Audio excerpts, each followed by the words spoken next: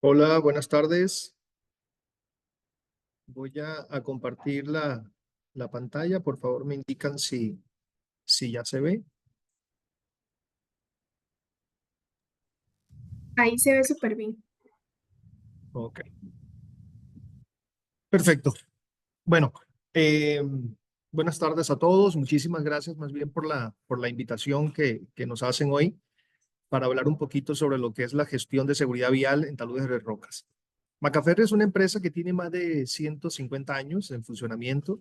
Para lo que conocen un poquito de la historia de Macaferri, nació digamos, con la necesidad en algún momento en Italia, en el río Reno, de la creación de un gavión para la protección de unos márgenes, ¿no? De este río. Y a través de los años fue incursionando un poco más en la parte de geotecnia, en la parte ambiental. Y hoy por hoy de lo que vamos a hablar es de eh, soluciones para lo que es caída de roca como tal. Eh, la historia un poco de Macaferri, para los que no conocen, se lo voy a transmitir a través de un video muy corto. Disculpen, eh, está sonando, ¿tiene sonido el video? Correcto, sí tiene sonido. ¿Sí? Sí. Ok, de acuerdo. Opa, perdón.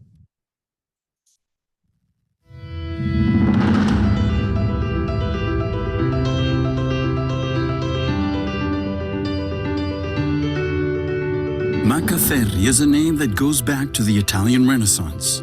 Translated, it means he who works with iron. This is the spirit that flows in our veins. Officina Macaferri was founded in 1879 and immediately became part of the history of the country. The company patented the famous gabion, contributing to important public safety and sustainable works. With operations across Italy and Europe, and in recent decades, global expansion in all 5 continents. Macaferri is now synonymous with technical excellence, reliability, and environmental compatibility. Those who work in Macaferri have a single objective in mind: deliver the best solutions. Apply knowledge in an innovative, flexible, and sustainable way, because it is knowledge which is the essence of our evolution. Study, design, build. This is what enables us to realize our dreams. Bueno, como pueden ver allí, lo que vamos a hablar hoy es realmente un extracto muy pequeño de todas las soluciones que tiene Macaferri. Como pudieron ver en el video, pues está presente en todos los continentes. Acá en Costa Rica tenemos planta. Eh, en Brasil es la casa matriz para toda Latinoamérica. Es una empresa realmente muy grande. La presentación tiene mucha información. Voy a tratar de hacerlo lo más rápido posible. No le puedo dar todo, ¿verdad? O profundizar en todos los temas, pero por lo menos al final de la presentación van a quedarse con una pincelada de todo lo que podemos hacer para lo que es sostenimiento de taludes o prevención, ¿no? Para taludes en rocas. La caída de roca, bueno, McRo es la contracción que nosotros usamos en Macaferri como Macaferri Rockfall Solution. Cuando nosotros hablamos de caída de rocas, muchas veces se confunden las soluciones dependiendo de las condiciones del talud, se aplican muy mal. Ya hemos visto a lo largo de Latinoamérica soluciones que no son aplicables para ciertas condiciones. Por ejemplo, no es lo mismo tener una falla o una rotura circular eh, que las soluciones que pudiéramos utilizar para flujo de detritos. Y hemos visto digamos, esa combinación de soluciones en condiciones que realmente no son aplicables. Y a veces esas soluciones fallan y al final del día es porque hay o un mal diseño, no se evaluaron bien las condiciones geotécnicas del talud, muchas cosas pueden influir. Entonces, es importante que nosotros sepamos inicialmente en qué condición nos encontramos, ¿no? Si tenemos una falla circular, planar, por cuña, por huelga. ¿Ok? Aquí podemos ver algunas imágenes de algunas condiciones en taludes, algunas condiciones un poco severas, ¿verdad? Obviamente las condiciones, como le digo, van a variar, o mejor dicho, las soluciones van a variar en función a las condiciones a las que nos estemos enfrentando. ¿Ok?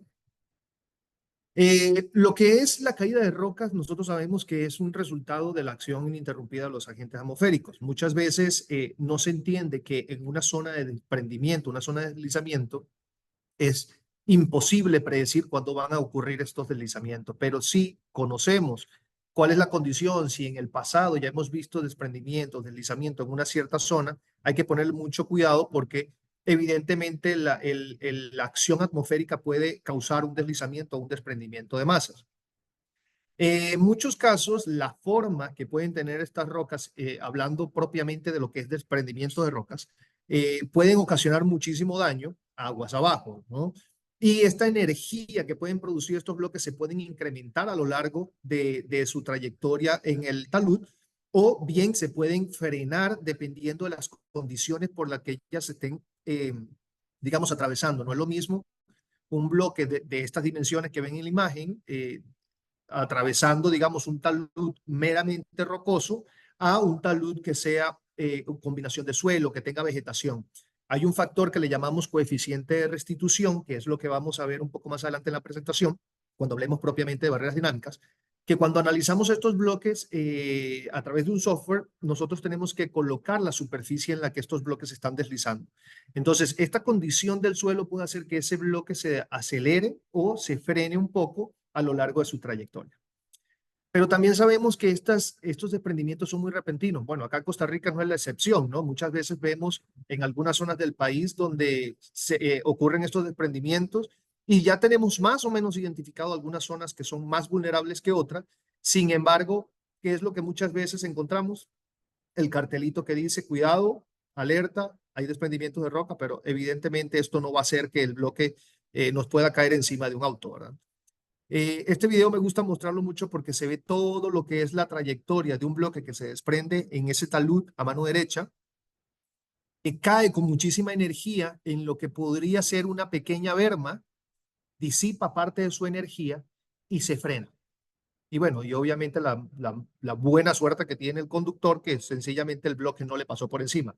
Pero vemos que ese factor, digamos, geométrico de ese talud influyó mucho en que ese bloque no continuara su trayectoria, porque venía con muchísima energía.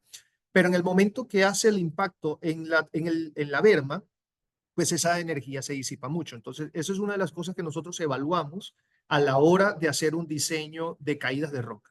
Primero vemos las condiciones del talud, vemos un poco la topografía, la característica que tiene el talud como tal, obviamente el tamaño de bloques, y en función a eso y ciertas características geotécnicas, vemos cuál es la energía que puede producir ese bloque, ¿ok? Y podemos identificar la zona de desprendimiento, la zona digamos, de descarga de esa energía, y ahí es donde vamos a poner una posible solución, que la vamos a ver más adelante. Aquí vemos otro video, también en Asia. Vean, por ejemplo, que tenemos una zona bastante boscosa, bastante vegetada, ¿verdad? No vemos, el que va pasando por esa vía por primera vez, pues sencillamente no sabe que es una zona de riesgo. Probablemente en la zona baja hay muchos bloques que se han desprendido del pasado que nos pueden dar un indicio de que esa zona, pues, es una zona de riesgo. Y aquí en Costa Rica tenemos condiciones así. Tenemos una vegetación bastante densa, no conocemos la zona y pues sencillamente se viene de repente un deslizamiento o un...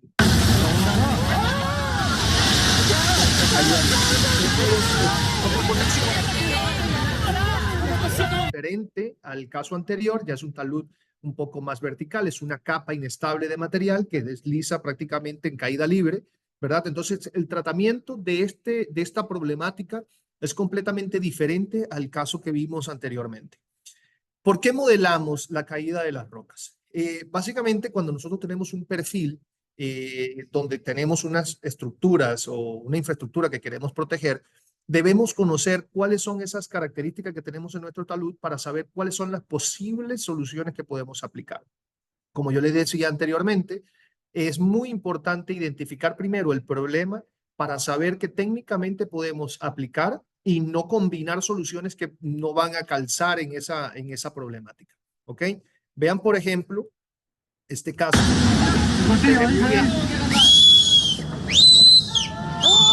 Talud con una ambiente bastante complicado. Además, de la imagen, vemos que hay una zona de transición, bloques de pequeño tamaño y de tamaño medio que van deslizando a lo largo del talud. Pero vean cómo algunos de estos bloques empiezan a saltar producto de ese impacto que tiene el afloramiento que se encuentran a lo largo del talud. Y esa es una de las cosas que nosotros tenemos que identificar en campo. Por topografía, en plano, curva de nivel puede ser más o menos cómo está la condición del talud.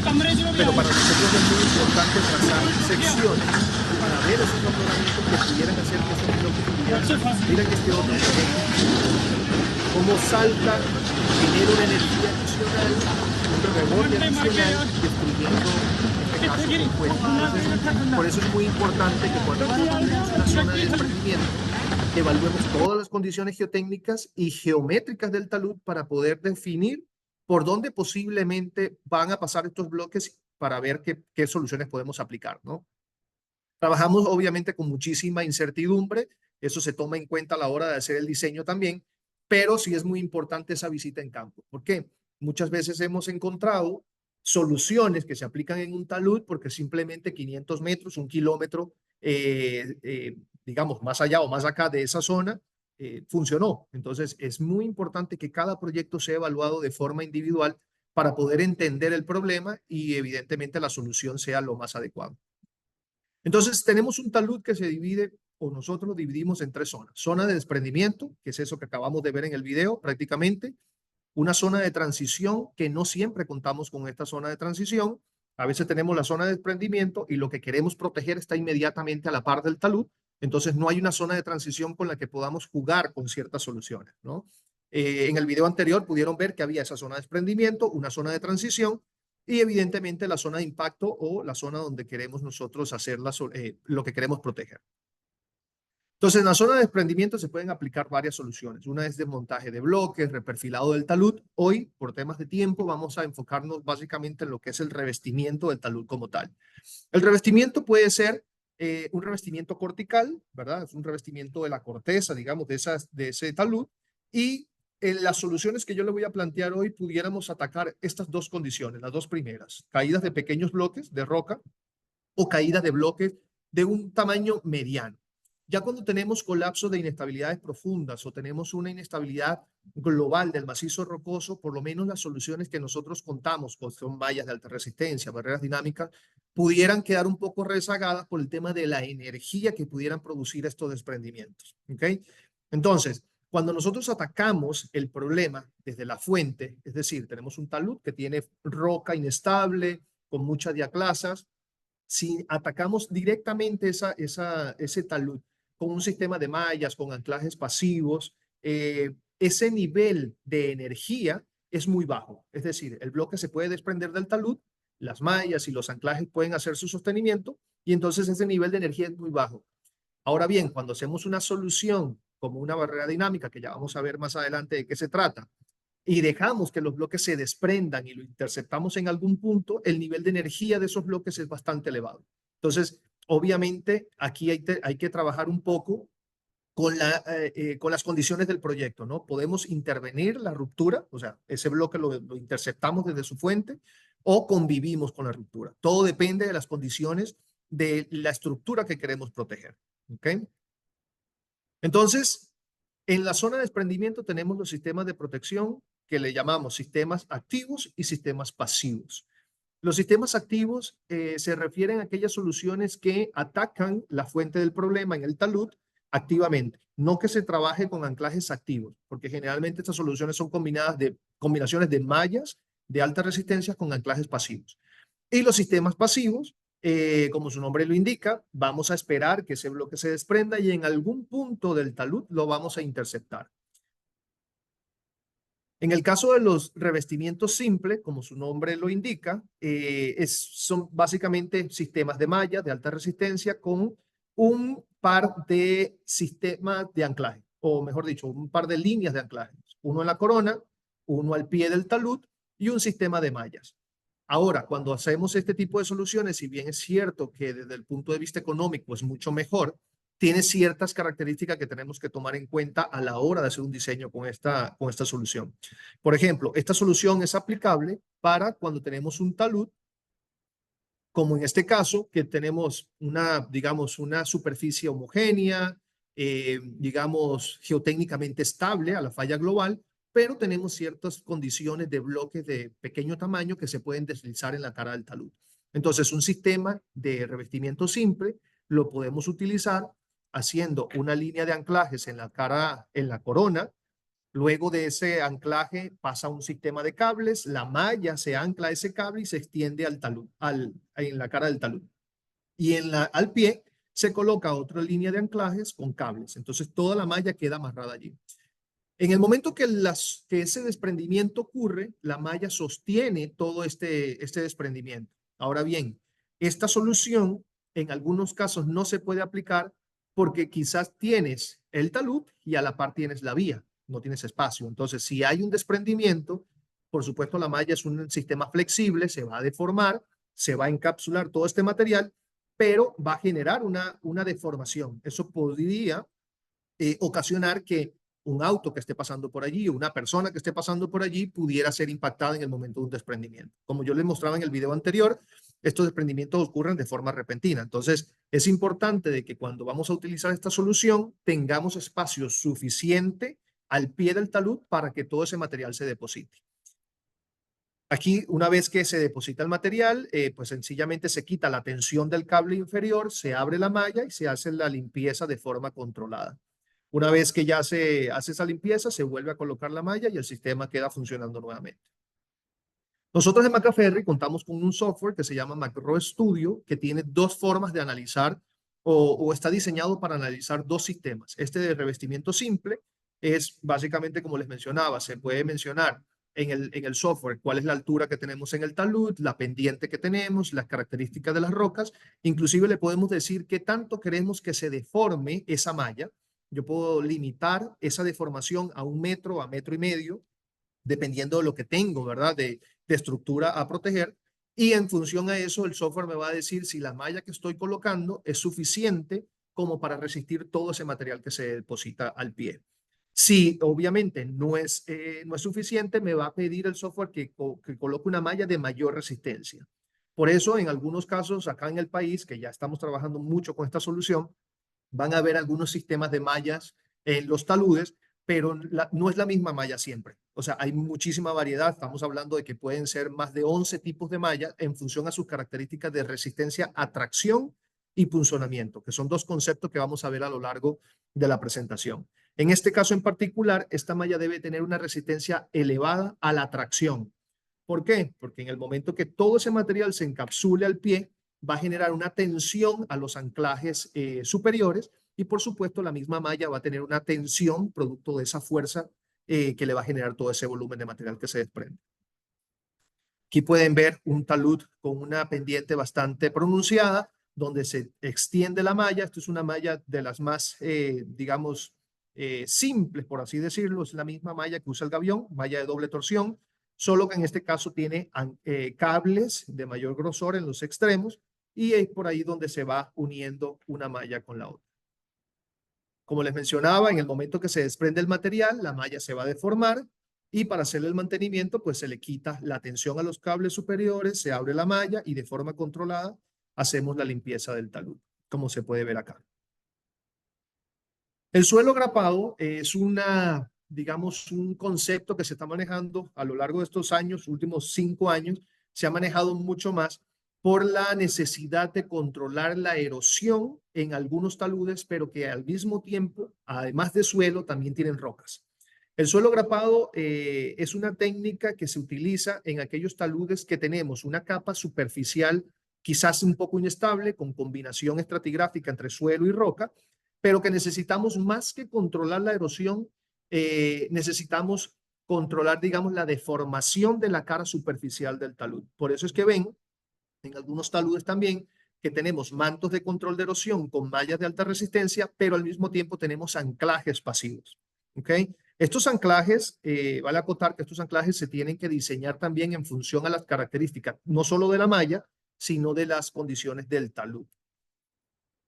Hoy por hoy en Macaferry contamos con mallas que tienen 3 sistemas en uno, que es la malla de doble torsión. Esa malla al mismo tiempo tiene un manto entrelazado, un manto que me permite controlar la erosión del talud, que viene producido con la misma malla, y al mismo tiempo tiene cables de refuerzo. En este caso particular, como pueden ver allí, a cada metro tiene una línea de cables, que es lo que le da más rigidez a la malla. Entonces, cuando tenemos taludes de mayores exigencias estructurales, ya vamos incrementando la cantidad de cables precisamente para soportar ese desprendimiento. En este caso, estamos viendo una malla, un MACMAT HS, que como les decía, tiene 3 elementos en uno, malla de doble torsión, cables de acero a cada 30 centímetros y el manto de control de erosión. Pueden ver aquí, por ejemplo, la característica más o menos que tiene ese talud, ¿no? Ya estamos hablando de que son taludes que tienen volúmenes de roca considerable, pero también tiene una matriz de suelo que se puede erosionar, entonces por eso la combinación de la resistencia a tracción de la malla y punzonamiento también, y al mismo tiempo que pueda protegerla de la erosión. Este tipo de mallas son ideales para taludes de gran pendiente. Como pueden ver, ese es un proyecto que hicimos en Colombia, donde está especificado todo en concreto lanzado. Y aquí pudimos hacer un rediseño del talud, donde dividimos el talud por 6 secciones o en 6 secciones y colocamos mallas de diferentes resistencias en cada una de esas secciones. Aquí pueden ver, era 1 kilómetro de taludes de corte, donde se colocaron, como les mencionaba, diferentes tipos de malla para optimizar un poco también los recursos. No trabajamos con la malla más reforzada ni tampoco con la malla de menor resistencia. Entonces seccionamos, hicimos un análisis estructural del talud y así pudimos optimizar un poco lo que era el diseño inicial, que estaba, como les mencionaba, todo en concreto lanzado.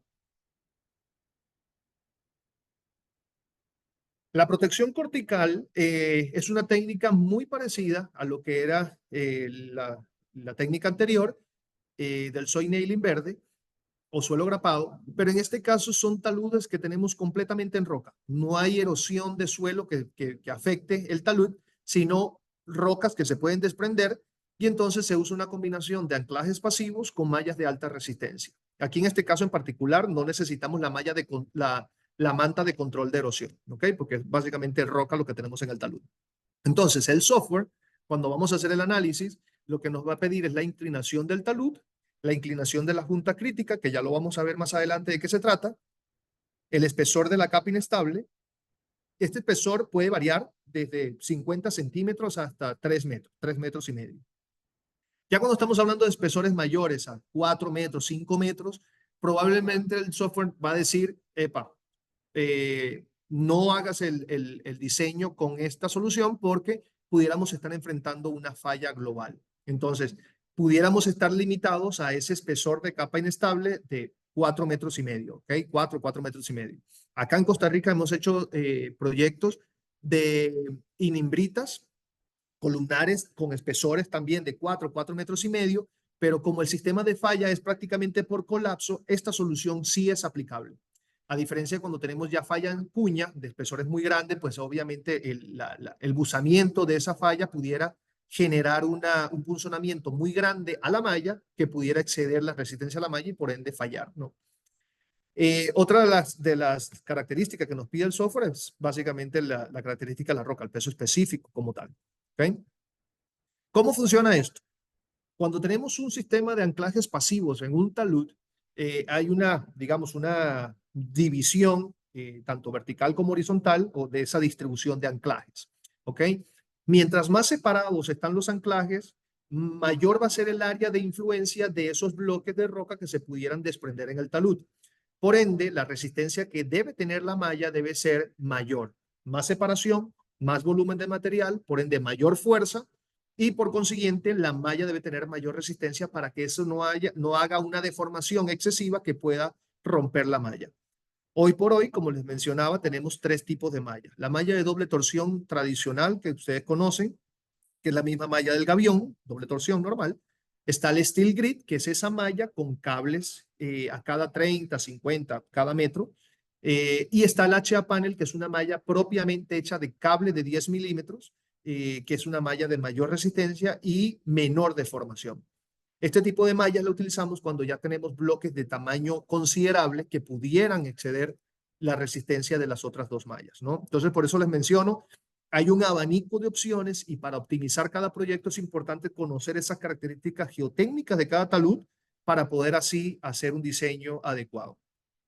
Esto es un pantallazo del software, lo que ven aquí a la derecha es un pantallazo del software que nosotros tenemos, el MicroStudio, pero en este caso ya no para hacer análisis de revestimiento simple, sino para hacer revestimiento cortical, donde el software nos va a decir cuál va a ser esa distribución de esos anclajes, tanto horizontal como verticalmente, cuál va a ser la malla que debemos colocar acá y nos va a dar los factores de seguridad, tanto de la malla como de los anclajes que hemos seleccionado.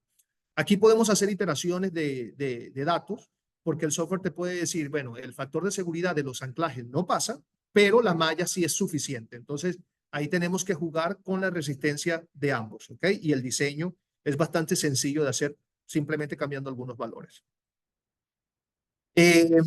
Acá, entre los sistemas aplicados, tenemos entonces el Steel Grid, que es esa malla de doble torsión con cables a cada 30 o a cada 50 centímetros. Acá en el país ya hemos usado toda esta variedad de mallas. Como les digo, quizás pasas por un talud acá en la 27 y vas a ver una malla de doble torsión con cables y piensas que es la misma en todo el talud. Y en algunos casos hemos optimizado esos taludes con estos sistemas y vas a ver mallas, cuando prestas un poco más de atención, vas a ver mallas diferenciadas en cada talud. ¿Ok? Aquí pueden ver, por ejemplo, este talud que está, digamos, sostenido con una malla de alta resistencia que tiene cables a cada metro, una distribución de anclaje de 3x3, perno de 32 milímetros y 4 metros de profundidad. Acá el software, cuando hicimos el prediseño, nos decía que esa malla era suficiente para detener cualquier desprendimiento de los bloques que estaban ya previamente identificados. Aquí pueden ver cómo el bloque se desprende, una falla en cuña, se desprende, genera una presión en la malla, y sencillamente pues la malla hace su trabajo de sostenerlo. Es importante conocer que para este tipo de sistemas no es que el bloque no se va a desprender, el bloque se desprende, la malla va a funcionar de una forma digamos pasiva hasta que el desprendimiento ocurre y se va a deformar también, solo que el sistema va a permitir que ese desprendimiento sea controlado, no es que el bloque va a salir disparado a lo largo del talud generando un problema en la estructura que queremos proteger. En esta foto, lo que teníamos abajo es una línea del tren. Entonces, vean lo importante que es tener un sistema que tenga una baja deformación, que tenga una gran resistencia, una baja deformación, pero que nos permite identificar dónde ha ocurrido el desprendimiento. Después de este desprendimiento, lo que se hace es disgregar ese bloque en pequeños tamaños, abrir la malla, sacarlo de forma controlada y volver a colocar, ¿no? El mantenimiento es bastante sencillo, bastante rápido. Acá podemos ver un talud bastante, digamos, bastante diaclasado, tiene bloques de diferentes tamaños.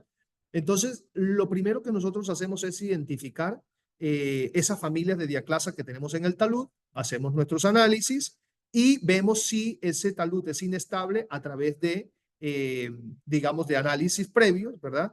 Y pues obviamente esas intercepciones de esas diaclasas nos van a dar que algunas son unas fallas en cuñas, posiblemente no nos dé ninguna, todo depende del análisis que hagamos, pero si ya hemos identificado que una intersección de diaclasas ya nos da un bloque inestable en algún punto, entonces ya medimos su tamaño, vemos la energía que este puede producir y ahí es donde empieza nuestro diseño, ¿ok?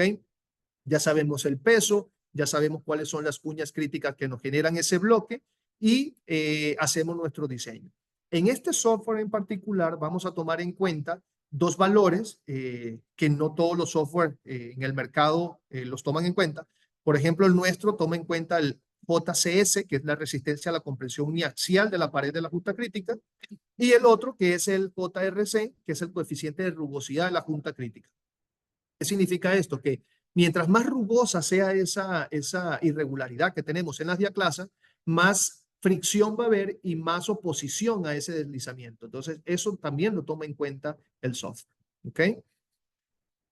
Entonces, en los factores que actúan en la malla, yo les mencionaba que mientras más separados estén esos anclajes, mayor va a ser el volumen de material que se puede deslizar entre los pernos. Obviamente, cada perno, digamos que está dentro del talud, va a tener la tarea, entre comillas, de sostener ese bloque prácticamente de lo que está, donde está perforando, ¿no? Pero ¿qué pasa con esa separación que hay entre los pernos? Pueden haber diaclasas que me generen pequeños bloques que se puedan deslizar. Entonces, eso es lo que analiza nuestro software. Cuando ese peso de esos bloques genere esa fuerza, la malla va a ser la encargada de sostener ese bloque. ¿Ok? Y ahí es donde empieza nuestro análisis de saber cuál es el tipo de malla que debemos colocar, inclusive cuál es la separación idónea para la separación de los pernos más idónea. ¿Por qué? Por temas de presupuesto, muchas veces ya hemos visto en muchos diseños que esta separación de pernos se quieren hacer muy excesiva, 5x5, 4x4. ¿Qué pasa? Mientras más grande es esa separación, por supuesto el volumen del material también es mayor. Claro, te estás ahorrando mucho dinero en el tema de lo que es perforación, anclaje, lechada y todo lo demás, pero estás arriesgando un poco más porque el volumen que tienes allí, que se puede desprender, va a ser mayor. Entonces, la normativa lo que te indica es que esa diferencia de tamaño, digamos, esa cuadrícula no debería ser mayor a 3x3. En algunos casos podemos hacer unas separaciones mayores, ¿ok? Tanto en horizontal como en vertical, 3,5, 3,20. Y en función a eso, pues entonces calculamos lo que es la malla. ¿Cuándo hacemos esas mayores separaciones? Cuando sabemos que el espesor de esa capa inestable es menor. Es decir, no es lo mismo hacer una separación de 3x3 con un espesor de capa inestable de 2 metros, porque el volumen de material es muy grande, a hacerla de 3x3 con un volumen de 50, 1 metro de espesor de capa inestable. Entonces, si no se entiende el concepto, igual al final pueden hacer las preguntas. Este es el pantallazo entonces del software, ¿verdad? Del Macro Studio, donde se hace el análisis. Y este análisis lo que nos va a indicar es la profundidad de la longitud del perno, la separación de los pernos, ¿ok? ¿Lo pueden ver? Esta junta crítica nosotros la definimos en función al análisis que hemos hecho de las diaclasas y entonces, por ende, con el peso específico de la roca que ya hemos colocado, nos va a dar cuál es la fuerza que va a generar este bloque. ¿Ok? Al final de la presentación, si quieren el instalador del software, se lo podemos hacer llegar. ¿Ok? No tiene costo alguno. En cuanto a lo que es el proceso de instalación de la malla, es bastante sencillo. Generalmente, yo les mencionaba que cualquiera de los dos sistemas lleva un anclaje superior, una línea de anclaje superior. Estos anclajes generalmente están separados a cada 2,5 metros, a cada metro, y en esos anclajes se une o se unen entre ellos un cable superficial. A veces se coloca doble cable superficial y la malla abraza ese cable y luego se extiende a lo largo del talud, así como lo pueden ver acá. ¿Ok? A veces, bueno, se pueden usar estos accesorios o cuando no contamos con estos accesorios, sencillamente el cable pasa a través o por detrás del anclaje y se coloca una placa, ¿ok? Que presiona el cable. Luego se extiende a lo largo del talud y cuando ya la malla está estirada, cuando ya la malla está en el talud, se procede con la perforación. Evidentemente esto se hace por temas de seguridad. Como esa malla tiene una abertura de 10 centímetros, no hay tanto problema porque la máquina puede pasar a través del orificio de lo que es el hexágono, ¿no? De la malla, como lo pueden ver allí. Igual no pasa nada si necesitas una abertura mayor, se corta un hilo de alambre y puedes perforar. Igual como la malla es de doble torsión, no es que se va a deshacer la malla. Pueden ver el tratamiento. Entonces yo le mencionaba que ya para casos más extremos, donde tenemos bloques de roca de mayor tamaño, trabajamos con mallas de cables de acero. ¿Ok? Esta malla tiene una abertura de 30x30, por lo que general, 30 centímetros. Por lo general se usa en combinación con la malla anterior. O sea, esta malla se usa en combinación a esta de doble torsión. Primero va la de doble torsión y luego va la red de cables HA panel que le llamamos nosotros, así como lo ven acá. Y esto es básicamente porque si tienes un talud de 50 metros de altura, 40 metros de altura, y un bloque de roca pasa, no sé, 20 centímetros, 25 centímetros a esa altura, pues puede ser bastante fatal. La energía que ellos pueden producir puede ser fatal, ¿no? A lo que queremos proteger abajo. Entonces, por eso es que generalmente va esa combinación de doble malla. Acá en Costa Rica también hemos hecho proyectos donde vamos a detener bloques de gran tamaño, pero no hay tránsito al pie del talud. Entonces, no es tan necesario la doble torsión. Entonces, salvo algunas condiciones, se puede usar solo la malla de cables. Aquí pueden ver, este es un proyecto acá para el AIA que hicimos en Potrerillos. Aquí teníamos un talud y había un camino justamente a la par de ese talud, justamente a la par. Había un camino que iba a la estación de bombeo y entonces se necesitaba una malla de altísima resistencia por el tema de la deformación. Un bloque que se desprendiera acá, pues sencillamente podría pasar lo que era el camino, ¿no? La acera que teníamos allí. Entonces, por eso se utilizó una malla de alta resistencia, precisamente para que el bloque, en el momento que se desprendiera, esta malla trabajara inmediatamente por su baja deformación.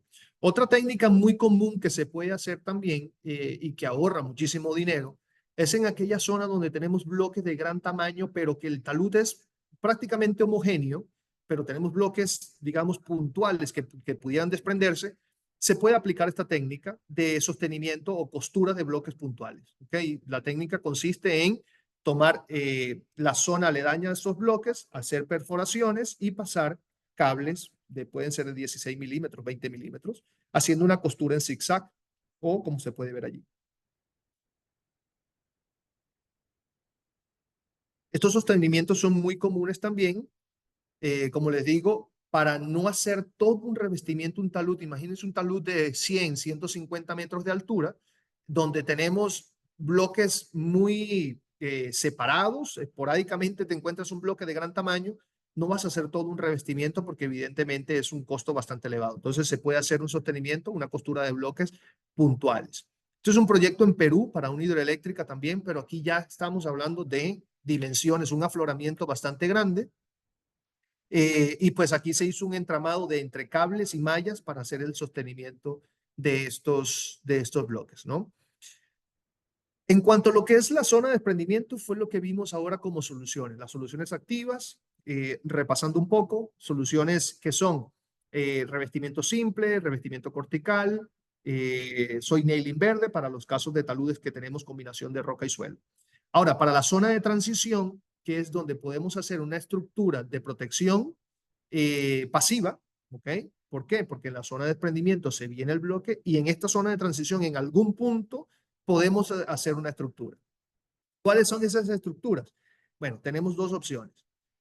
Los sistemas pasivos como barreras dinámicas que no tienen límite en cuanto a la colocación, podemos colocarla completamente horizontal en el talud o inclinada, dependiendo, generalmente se coloca perpendicular a la trayectoria de los bloques. Y del lado derecho ven lo que es la estructura de barreras estáticas, que son estructuras ya un poco más robustas, que necesitamos 10 metros, 8 metros de ancho en la base, hacemos una especie de pirámide, que puede ser en suelo reforzado, puede ser en gaviones. Aquí muchas veces hemos visto su estructura en gaviones que le llaman, no sé, muros de alcancía, muro bolsillo. Estas son barreras estáticas, ¿no? Estas barreras tienen ventajas y obviamente desventajas. En el caso de las barreras dinámicas, yo les mencionaba, podemos colocarla en cualquier inclinación, el talud puede ser de cualquier forma geométrica. Sin embargo, por su deformación, sí necesitamos un espacio suficientemente, digamos, amplio de la estructura que queremos proteger. Porque para que ella pueda trabajar, se tiene que deformar. El bloque es interceptado, pero ella se deforma. Y generalmente, dependiendo del tipo de barreras, esta deformación puede ser de 2 metros hasta 8 metros. ¿Okay? Mientras que las barreras estáticas son estructuras más masivas, solo que tienen una condicionante, la superficie. La superficie tiene que ser lo más plana posible para poder hacer toda la estructura, erguir toda la estructura, ¿no? Entonces, obviamente, esta barrera te soporta más impacto, tiene menor mantenimiento, pero si no tienes una superficie plana, no la puedes hacer. ¿Ok? Entonces, esa es una condicionante que tiene esa con respecto a las barreras dinámicas. En cuanto a las barreras dinámicas, bueno, aquí vemos un video para que vean un poco lo que es el funcionamiento como tal. Son estructuras que ya han sido probadas, pasan, digamos, ciertas pruebas internacionales que se hacen para poder certificarse a nivel internacional. Y la prueba es una prueba de colocar una barrera, una línea de barrera a una cierta distancia se coloca un bloque de ciertas dimensiones, dependiendo de la barrera que queramos simplificar, puede ser de 30 kJ hasta 9000 kJ, y se deja caer ese bloque. En este caso era una barrera sencilla. Se deja caer ese bloque de roca. Vean cómo la malla se deforma y ese bloque. La certificación lo que te pide es que tengamos un bloque que tenga mayor impacto, que pudiera soportar esa barrera, y otro impacto adicional, un tercio de esa energía, sin hacer ningún tipo de mantenimiento. Y ese segundo impacto soportado por la barrera detiene ese segundo impacto, entonces la barrera queda clasificada como una barrera certificada. ¿Okay? Ya puede salir al mercado. Como les mencionaba, hoy por hoy tenemos barreras que van desde los 30 kJ hasta los 9000 kJ de energía. Ese es el segundo impacto. Vean que no se hace ninguna reparación. Vean que la malla ya está deformada. Ese es el segundo impacto. Entonces, lo que te dice la normativa es, si lo detiene, ya queda certificado. Acá en Costa Rica ya hemos hecho instalación de barreras. De hecho, la imagen que tienen en la invitación es una imagen de una barrera que hicimos acá en Caldera, de 60 metros de longitud, 4 metros de altura, de 1500 kilojoules de energía. Para nosotros hacer un diseño de barreras dinámicas, es importante saber que trabajamos con el software Rockfall de Rockcyan. Yo les mencionaba al principio de la presentación que es muy importante ir a campo, ver los afloramientos que tenemos en el talud, ver las condiciones que tenemos, porque, a ver, no, las rocas generalmente buscan una trayectoria definida en función a la forma que tiene el talud, ¿no? Entonces hacemos trazas por esas formas probables de desprendimiento de los bloques, pero también tenemos que ver la condición en la que está la superficie del talud. Si hay vegetación, si hay suelo, si hay roca pura, porque un bloque chocando con más rocas, obviamente ese nivel de impacto y esa altura de ese bloque puede ser mucho mayor, ¿ok? Que es lo que le llamamos coeficiente de restitución. ¿Y para qué es esto importante? Porque al final, donde yo voy a interceptar ese bloque, que aquí está representado con esta línea vertical, ese bloque, mientras más alto salte, evidentemente la barrera más alta tendrá que ser, más los factores de seguridad que le tenemos que colocar a la barrera en función también a ciertas normativas. Entonces puede ser que tu barrera varíe desde 2 metros hasta 8 o 9 metros de altura, ¿no? Entonces por eso que cada proyecto se analiza de forma independiente, ¿ok? O mejor dicho, de forma puntual. La barrera es un sistema que se ve muy simple, son postes que están separados a cada 10 metros. Entre esos postes hay cables superiores y cables inferiores, de donde se amarra la malla que intercepta esos bloques, ¿ok?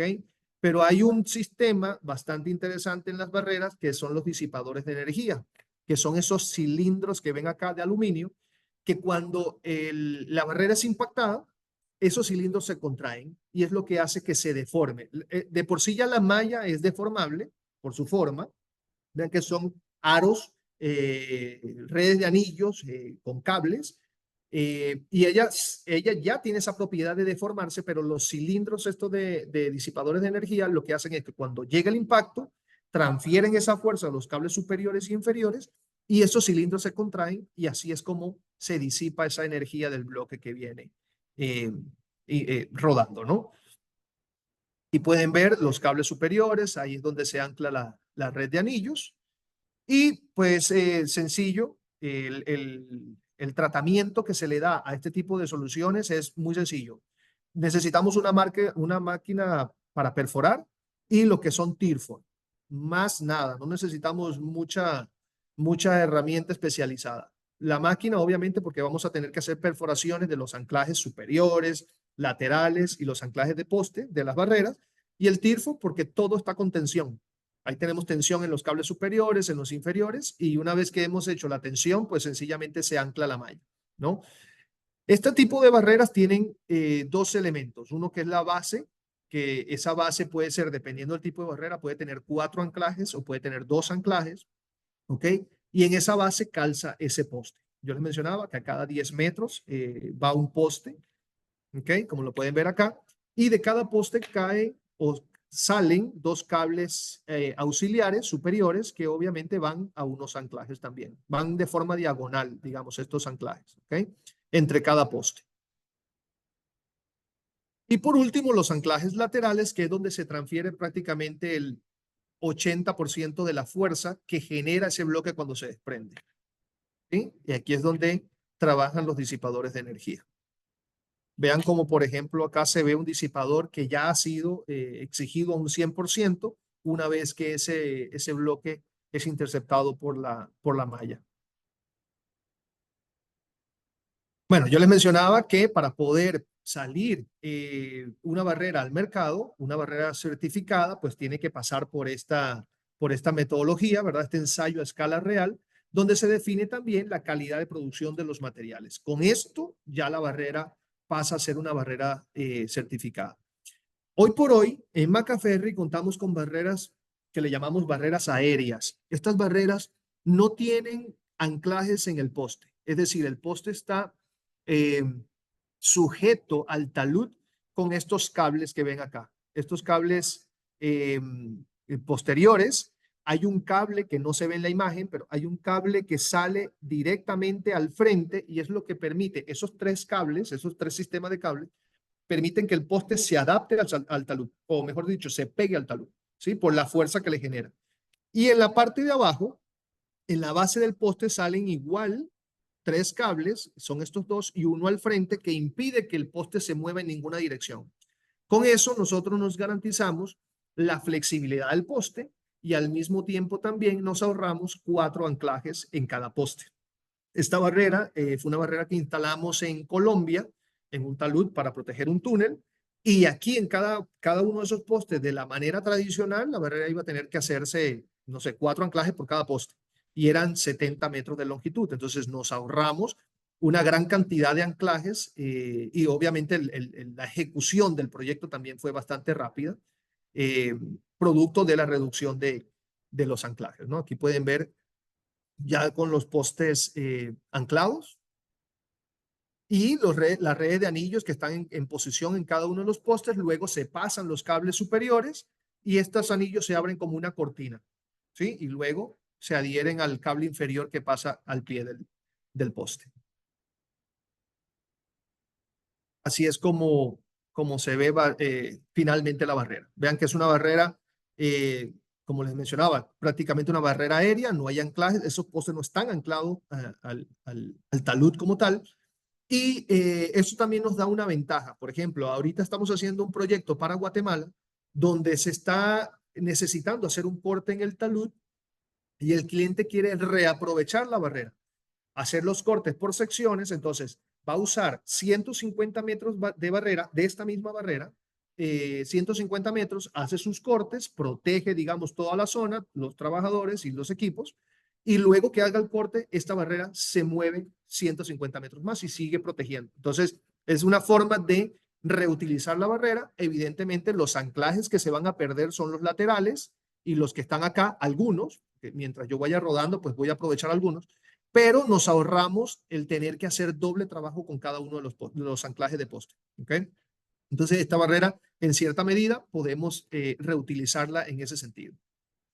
A nivel de planos, bueno, no sé quiénes de los que están en la presentación en este momento ha trabajado con Macaferri, pero Macaferri cuando hace una propuesta, pues muestra en planos todos los detalles del sistema, cantidades de materiales, las especificaciones técnicas para que cada proyecto vaya, digamos, acorde a la condición de cada proyecto, ¿no? Mejor dicho, cada plano vaya acorde a cada proyecto. Yo particularmente he tenido la oportunidad de hacer instalaciones de este tipo de barreras en varios países, pero así como yo, tenemos un equipo en Brasil y un equipo en Perú que también ha trabajado en lo que es la asesoría en cuanto al diseño y a la instalación de este tipo de barreras. Bueno, hay otra barrera que le había mencionado anteriormente, no le había mostrado foto, pero esta es la barrera estática, que como les mencioné, puede ser en suelo reforzado. Quienes conocen el Terra Mesh Verde, es un sistema de suelo reforzado, solo que acá haces una estructura de forma piramidal, como si fuese un gavión, rellenas con suelo, compactas y la altura y la longitud o el ancho de la barrera va en función a las energías de los bloques que se puedan esperar acá. Esta barrera tenía una capacidad, si mal no recuerdo, de 15,000 kilojoules. igual se hace un análisis, ¿verdad?, de impacto para ver las condiciones de la barrera. Aquí vemos una barrera de 5.000. Vean, por ejemplo, el tamaño de este bloque, bastante considerable. Hay barreras también que se pueden hacer en gaviones. Entonces, lo importante es evaluar las condiciones de cada proyecto de forma individual. Esta es un tipo de barrera que también se está usando mucho. De hecho, vamos a hacer este año, a finales de año, creería yo, vamos a empezar un proyecto en Cambronero, donde se fue aquel bus en Cambronero. En esa zona vamos a hacer un proyecto, o ya se hizo el proyecto, ya no los adjudicaron, con barreras también atenuadoras. Hay barreras dinámicas, hay barreras atenuadoras y hay revestimiento, protección cortical también. Estas barreras atenuadoras son barreras que se utilizan en aquellas zonas donde, en ese caso en particular, en Cambronero, el derecho de vía no nos permitía intervenir más arriba. Entonces, pues colocamos una línea de barrera hasta donde nos permite, digamos, el talud subir, pero la ventaja que tenemos acá es que los bloques que pudieran venir de una parte más alta del talud son interceptados por la barrera y lo depositamos al pie. Eso que ven ahí, que es esa malla extendida como un velo de novia, es básicamente la necesidad de que el bloque, cuando choque con la malla, se le invierta el movimiento, se disipe la energía y lo conducimos al pie.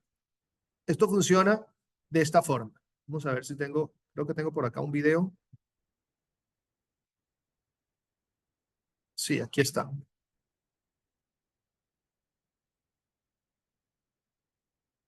Vean, por ejemplo, esto es un ensayo Test number 57, drop height 60 feet, para rock ver el speed, comportamiento de la barrera.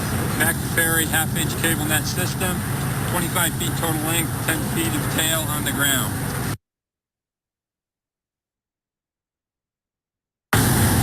Vean, aquí hay una Ready, rampa Todd? que deja caer un bloque. Vean All right. el bloque, Screen cuando clear. toca la malla, se le invierte el Drop zone movimiento, es clear. lo que hace que se disipe sobre la malla. Como viene con cierta rotación, al tocar la malla, lo que hace es invertirse y se deposita al pie.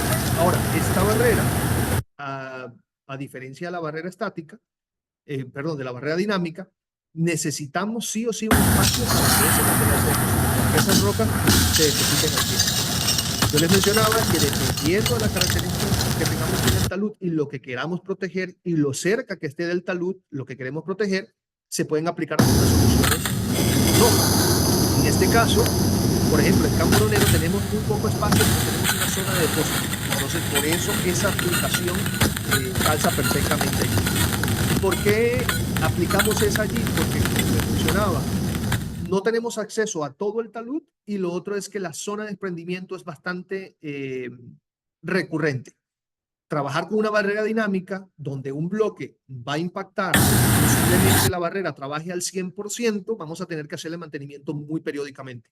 Una barrera atenuadora lo que te permite es que viene en impacto, se disipa la energía y lo vamos depositando al pie, ¿ok? Siempre y cuando tengamos ese espacio para depositar el pie. Esta es otra barrera atenuadora. Esto es básicamente lo que vamos a hacer en Cambronero. Vean cómo se extiende a lo largo del talud, la malla queda suelta a lo largo del talud, pero el bloque se va a ir desprendiendo y va, digamos, de forma controlada hasta el pie. Se va conduciendo hasta el pie. ¿Okay? Y por último, y no menos importante, están lo que son las barreras de flujo de detritos. La barrera de flujo de detritos, a diferencia de las otras barreras, son diseñadas para soportar, como su nombre lo indica, un flujo de material, ¿verdad? No es un impacto, sino un evento puntual donde se viene una masa de suelo con roca, con lodo, con árboles, en un canal, ¿ok? Son diseñadas para un evento particular. Por ejemplo, en mi país, en Venezuela, en el 99, en Vargas, el estado Vargas, hubo un deslave, digamos, muy grande, donde murieron más de 11.000 personas. Había muchos asentamientos en la falda de los taludes, donde bajó mucho material muy rápido, no sé, en 2 días llovió lo que llovía prácticamente un año. Y pues obviamente aquí el arrastre de material fue bastante complejo. Vean, por ejemplo, la foto de la derecha, el tamaño de los bloques, y había mucho mayores, cómo destruyeron algunos edificios como naipes, ¿no? Entonces, las barreras de debris flow están hechas para que cuando viene ese evento puntual de mucho material, se detenga en algún punto y frene un poco esa velocidad de ese flujo. A veces es necesario hacer una batería de barreras en función a los volúmenes que estamos esperando, ¿no? Si es un canal muy grande, donde el nivel de arrastre es muy grande, entonces se calcula qué tanto material puede bajar y lo dividimos en esa cantidad de barreras. Hace poco en Colombia hicimos la instalación de 4 barreras en un canal relativamente pequeño, pero se hicieron 2 barreras de sacrificio y 2 como de seguridad. Entonces se colocaron 4 barreras, con una barrera era suficiente, pero por el tema de la exigencia de la entidad gubernamental, se hicieron 4 barreras en el mismo canal. Entonces, este tipo de barreras generalmente están en un canal, se hace anclajes a lo largo del canal, a lo largo no, a los lados del canal, y un cable inferior y superior que abraza toda esa superficie y de ahí se ancla lo que es la malla de doble torsión y la malla de la red de anillos, ¿no? Aquí pueden ver también, como les mencionaba, no es una estructura que está hecha para soportar múltiples impactos. Esto es una zona de emergencia, o mejor dicho, una hora de emergencia donde el flujo viene con mucha intensidad, pues obviamente va a ser impactada la barrera, se va a deformar, se va a llenar de material y ya esa barrera prácticamente funcionó. ¿Ok? Ese era tu trabajo. El material no pase de forma repentina aguas abajo. Aquí pueden ver, por ejemplo, esta barrera ya hay que hacer una sustitución o limpieza y sustitución. Entonces, estos son otro tipo de estructuras también que están diseñadas para lo que son taludes rocosos, ¿no? O desprendimientos de masa como tal. Y bueno, entre los servicios Macaferri, ya finalizando, vean que me alcanzó el tiempo.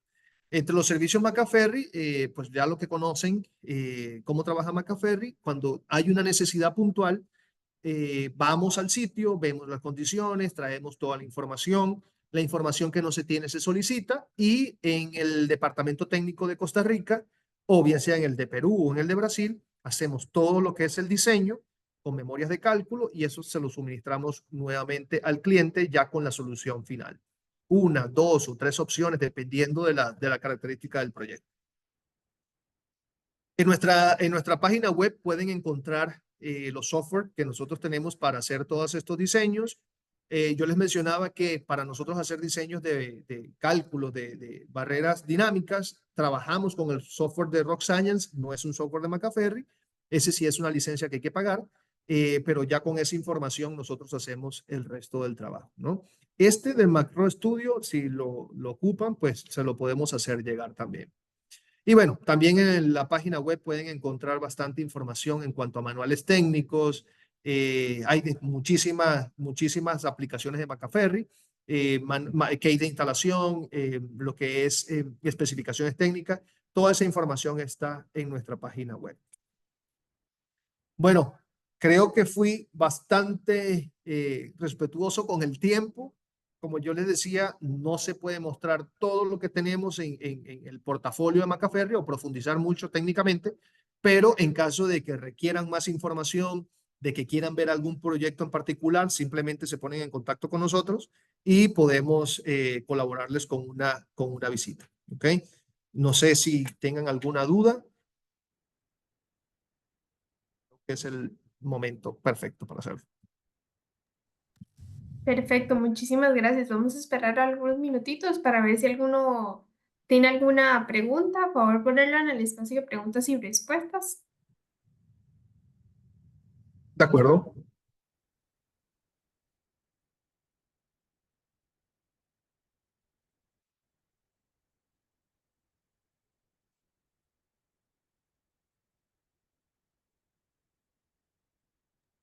Igual si tienen algún comentario, pueden levantar la mano y brindar el permiso para permitir hablar.